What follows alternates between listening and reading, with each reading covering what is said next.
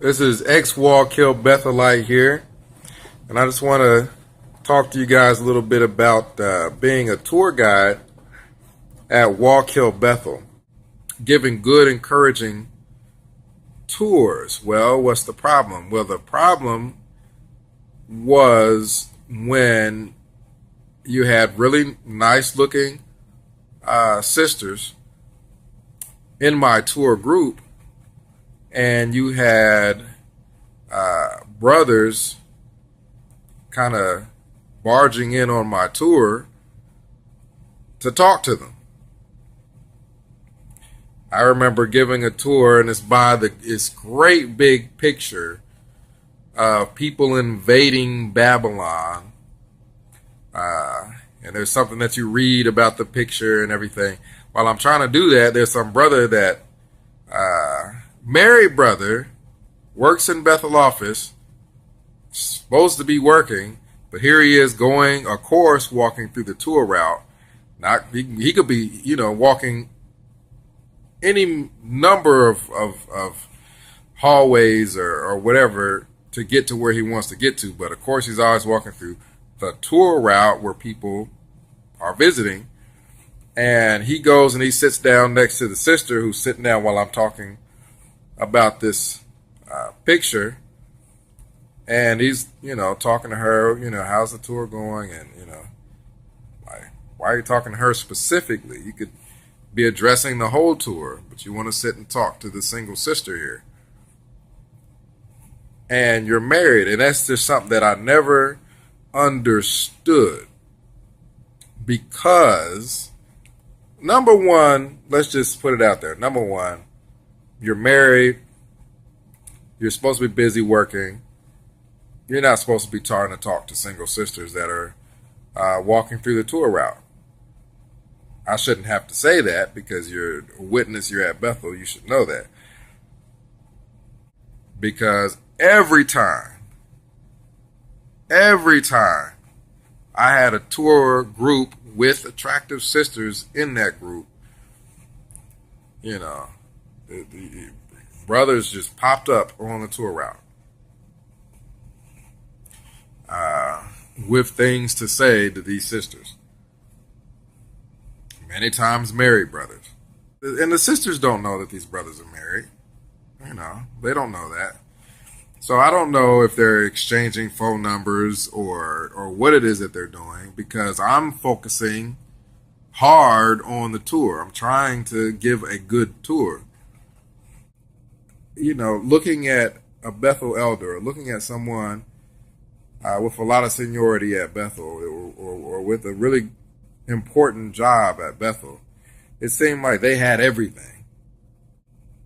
They still don't conduct themselves in a Christian manner. It's like, well, it should be easy for you to conduct yourself in a Christian manner.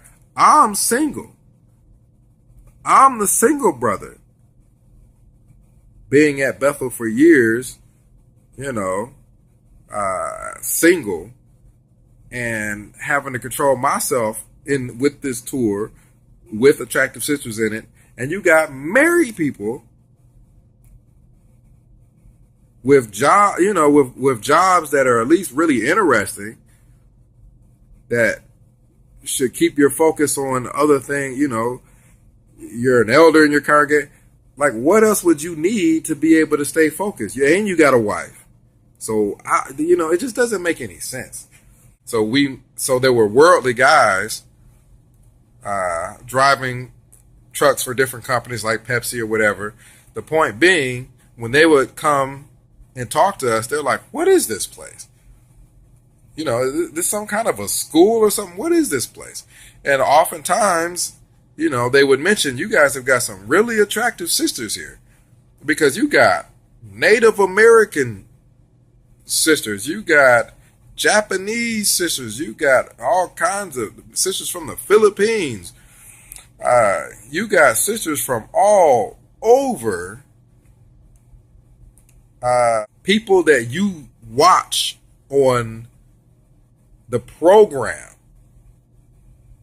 during morning worship that are Bethel elders that you look up to,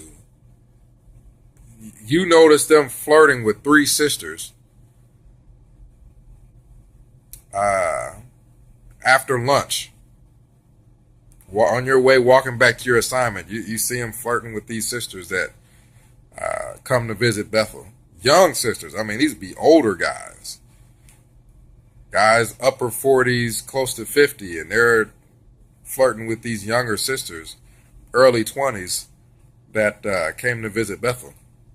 There's a brother that was in our congregation. He wasn't at Walk Hill. He served at Patterson. His wife was 19 years old. This man was in his upper 40s. And his wife was 19. She looked like his daughter. How does stuff like that happen?